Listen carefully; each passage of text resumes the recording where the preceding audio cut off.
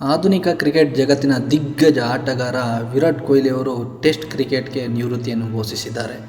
Virat ಕೊಹ್ಲಿಯವರು cricket ಜಗತ್ತಿಗೆ ನೀಡಿದ ಕೊಡುಗೆಗಳು ಅಪಾರ. ಅವರು ಮಾಡಿರುವ ಸಾಧನೆಗಳನ್ನು ತಿಳಿಸುವ ಒಂದು ಸಣ್ಣ ಪ್ರಯತ್ನ ಇದಾಗಿದೆ. ವಿರಾಟ್ ಕೊಹ್ಲಿ ಕ್ರಿಕೆಟ್ ಜಗತ್ತಿಗೆ ಪರಿಚಯವಾಗಿದ್ದು 2008ರಲ್ಲಿ ನಡೆದ ICC ಅಂಡರ್-19 ODI ವರ್ಲ್ಡ್ ಕಪ್ನಲ್ಲಿ ಭಾರತದ ನಾಯಕರಾಗಿ ಭಾರತವನ್ನು ಚಾಂಪಿಯನ್ ಪಟ್ಟಕ್ಕೇರಿಸುತ್ತಾರೆ. ನಂತರದ ದಿನಗಳಲ್ಲಿ ವಿರಾಟ್ ಕೊಹ್ಲಿ ಅವರು ಭಾರತ ಸೀನಿಯರ್ ತಂಡಕ್ಕೆ ಆಯ್ಕೆಯಾಗುತ್ತಾರೆ. 2008ರಲ್ಲಿ ಶ್ರೀಲಂಕಾ ವಿರುದ್ಧ ತಮ್ಮ ಚೊಚ್ಚಲ ODI ಪಂದ್ಯಕ್ಕೆ ಪದಾರ್ಪಣೆ ಮಾಡುವ ವಿರಾಟ್ ಕೊಹ್ಲಿ ಅವರು 2010ರಲ್ಲಿ ತಮ್ಮ ಚೊಚ್ಚಲ T20 ಪಂದ್ಯವನ್ನು ಜಿಂಬಾಬ್ವೆ ವಿರುದ್ಧ ಆಡುತ್ತಾರೆ.